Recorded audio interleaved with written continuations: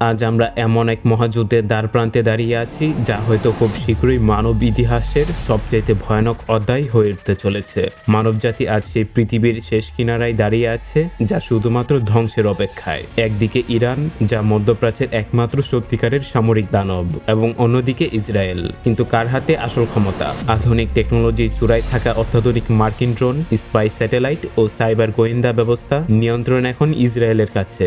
এমনকি তারা এটাও স্যাটেলাইটের মাধ্যমে দেখতে পারছে আপনি এই মুহূর্তে কি করছেন। সেই সাথে রয়েছে তাদের সামরিক শক্তি। আর তাই নির্দ্বিধায় বলা যায়, তাদের গর্জন যদি একবার শুরু হয় তাহলে পুরো বিশ্ব কেঁপে উঠবে। আর এই যুদ্ধ একবার শুরু হলে ফলাফল হবে ভয়াবহ, ধ্বংসাত্মক এবং রক্তাক্তক। এই মুহূর্তে প্রশ্ন একটাই, কোন দানব কখন জেগে উঠবে? ইরান, যে তার বিশাল সামরিক শক্তি এবং ব্যালিস্টিক মিসাইল ক্ষমতা, সেই সাথে গোপন সামরিক ঘাঁটি নিয়ে প্রস্তুত, নাকি ইসরায়েল, যে প্রযুক্তি এবং পারমাণবিক শক্তির মিশ্রণে এক অপ্রতিরোধ দানবে পরিণত হয়েছে? আজ আমরা ঢুকে যাব সেই গোপন অন্ধকার সামরিক সব ঘাঁটির গভীরের এক ভয়ঙ্কর বাস্তবতায়, যেখানে কেবল শক্তির লড়াই না, লড়াই হবে অস্তিত্বের। এই যুদ্ধ শুধু মধ্যপ্রাচ্য না, বরং পুরো বিশ্বকে এক ধ্বংসাত্মক নরকে ঢেলে দিতে চলেছে। প্রস্তুত হন এই রোমহর্ষক বিশ্লেষণের জন্য, যেখানে আমরা ঢুকে যাব এই দুই দেশের সামরিক শক্তির গভীরের মিলিটারি পাওয়ার এবং অ্যাডভান্স টেকনোলজি আমাদের জন্য কতটা ভয়ঙ্কর রূপ নিতে চলেছে। তো চলুন দেখে নেওয়া যাক সামনে আমাদের জন্য কি অপেক্ষা করছে। KH-11 স্পাই স্যাটেলাইট গোয়েন্দা শক্তি। ইসরায়েল যুদ্ধের চিত্র একেবারে বদলে দিয়েছে। আর তা কেবল মাটিতে নয়, এখন যুদ্ধ আকাশে। পৃথিবী আর আগের মতো একটি যুদ্ধক্ষেত্র নয়। আজকের যুদ্ধ কেবল শক্তি দিয়ে নয়, এখন এটি তথ্য প্রযুক্তি যুদ্ধ। এটাই এখন সবকিছু। কেননা সম্প্রতি ভাইরাল হওয়া এই মাইক্রোসফটের সাহসী মুসলিম ইঞ্জিনিয়ার আজ সেটা পৃথিবীর কাছে তুলে ধরেছে।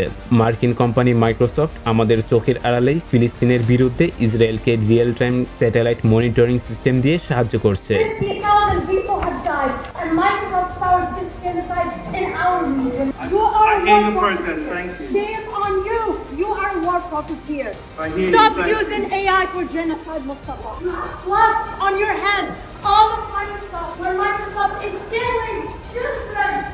শুধু তাই নয়, আমেরিকা তাদের শক্তিশালী মাধ্যম Microsoft, Google, space x satellite প্রযুক্তির মাধ্যমে গাজা ও ইরানের অসহায় মানুষ কোথায় আশ্রয় নিয়েছে, তাদের কিভাবে আক্রমণ করবে, কিভাবে তাদের নিরাপদ ঘাঁটি চুরমার করা হবে, তার সবকিছু পৃথিবীর বাইরে থেকে ইসরায়েলের হাতে থাকা গোপন স্যাটেলাইট সরাসরি মনিটরিং করছে, যার ফলে প্রতিনিয়তই ব্যর্থ হচ্ছে গাজা ও ইরান বাহিনী। শুধু তাই নয়, সাইবার যুদ্ধ। ইসরায়েল বিশ্বের প্রতিটি কম্পিউটার সিস্টেমগুলোকে ব্যবহার করে আপনার আমার সকল রিয়েল টাইম ডেটা, মুভমেন্ট, কি করছি বা কি জানার চেষ্টা করছি, তার সব তথ্যই এখন ইসরায়েলের কন্ট্রোলে। অনেক বিশেষজ্ঞদের মতে সারা পৃথিবীর কন্ট্রোল এখন ইসরায়েলের হাতে। যুদ্ধ জয়ী হবে সেই যার হাতে থাকবে প্রযুক্তির ক্ষমতা, যিনি জানেন কিভাবে সময়কে হাতের মুঠোয় নিয়ে খেলতে হয়। এখানেই থামা যাবে না। আমেরিকা ইসরায়েলকে উন্নত টেকনোলজি সম্পন্ন বিমান ও এয়ার স্ট্রাইক দিয়ে সাহায্য করছে, যার ফলে আকাশ জুড়ে শুধু নীরবতা, কিন্তু এই নিস্তব্ধতার আড়ালে ঘনীভূত হচ্ছে ধ্বংসের এক পরিকল্পনা। যুক্তরাষ্ট্রের অদৃশ্য দানব B2 স্পিরিট। এটি কোনো সাধারণ বোম্বার প্লেন না, এটি এক উড়ন্ত আকাশের কালো ছায়া, যার উপস্থিতি কখনো বোঝা যায় না যতক্ষণ না সে নিজের টার্গেটে আঘাত হানে। যার ভয়াবহতা, ইরাক যুদ্ধের সময় B2 স্পিরিট বিমান মিশর থেকে টেক অফ করে প্রায় 44 ঘন্টা উড়ে বোমা নিক্ষেপ করে আবার ঘাঁটিতে ফিরে আসে। এটি ছিল ইতিহাসের দীর্ঘতম বোমারু মিশনগুলোর একটি জটিল মুহূর্ত, যার একটি বিমানের দাম প্রায় 22,000 কোটি টাকা। কিন্তু শুধু টাকার পরিমাণই যুদ্ধের বিজয় নির্ধারণ করবে না, প্রযুক্তির প্রকৌশল এবং যুদ্ধক্ষেত্রের অভিজ্ঞতা একসাথে যুদ্ধের প্রভাব ফেলে। যেমন ইরানের মাটির নিচে থাকা গোপন সামরিক ঘাঁটি এবং অদৃশ্য মিসাইল, যা ইসরায়েলের সেই সকল প্রযুক্তির চোখেও ফাঁকি দিতে পারে। ইরানের কোন দানব কখন জেগে উঠবে তা এখনো কেউ বলতে পারে না। সেনাবাহিনী। ইরানের সবচাইতে বড় শক্তি কি জানেন? তাদের বিশাল সেনাবাহিনী। তাদের রয়েছে 6,10,000 অ্যাক্টিভ মিলিটারি পার্সন।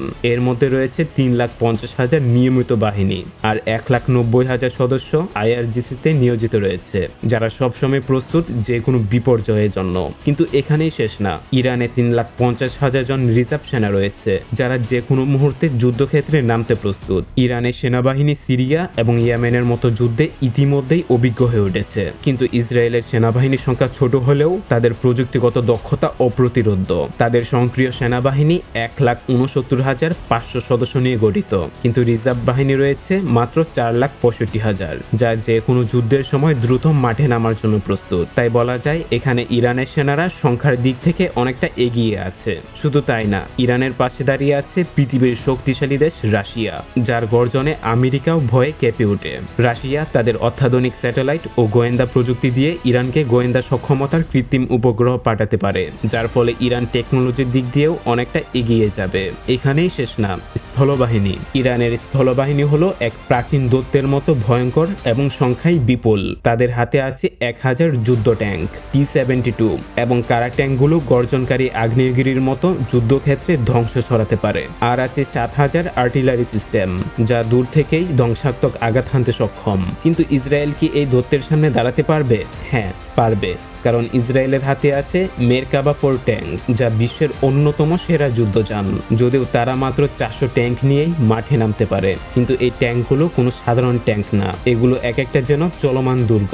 প্রতিটা মেরকাবা ট্যাঙ্কগুলো একই সাথে আক্রমণ এবং নিজেকে প্রতিরক্ষা দুটোই করতে জানে। তবে ইরান এখানে থেমে নেই। ইরান এখন পুরো বিশ্বের কাছে তুলে ধরেছে তাদের গোপনাগারে লুকিয়ে থাকা শক্তিশালী এক অস্ত্র ভান্ডার, যেখানে লুকিয়ে আছে উন্নত ওয়েপন্স, শক্তিশালী হাইপারসনিক ব্যালিস্টিক মিসাইল, যা ইসরায়েলের জন্য এক হুমকি হয়ে দাঁড়াবে।